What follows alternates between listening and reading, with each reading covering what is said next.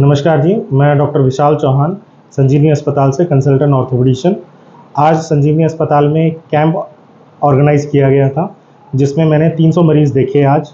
ज़्यादातर मरीज़ों की परेशानी थी उनके घुटने और चूल्हे में दर्द के पेशेंट्स मैंने आज देखे हैं।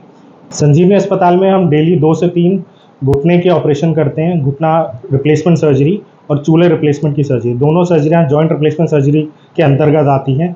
यूजुअली पेशेंट को ऑपरेशन के बाद दूसरे दिन उसके गंदे खून की नलकी निकल जाती है। तीसरे दिन तक पेशेंट को हम चला देते हैं पेशेंट को, और 1 महीने तक पेशेंट बिल्कुल स्वस्थ हो जाता है।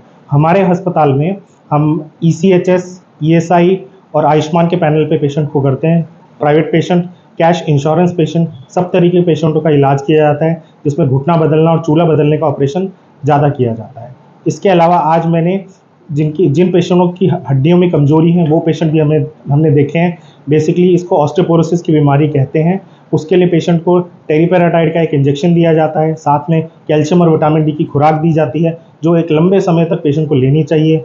ऑस्टियोपोरोसिस के लिए पेशेंट को मॉर्निंग वॉक करनी चाहिए, जिसमें ऐसा हो कि पेशेंट को धूप लगे, ताकि उसमें विटामिन डी की कमी कम हो सके। आज जो हमने घुटने के मरीज़ देखे थे, उनमें से ज़्यादातर मरीज़ों के घुटने खराब थे, जिसमें कि मेजर प्रॉब्लम ये थी कि घुटने मुड़ रहे थे, जितना घुटने सीधे नहीं थे।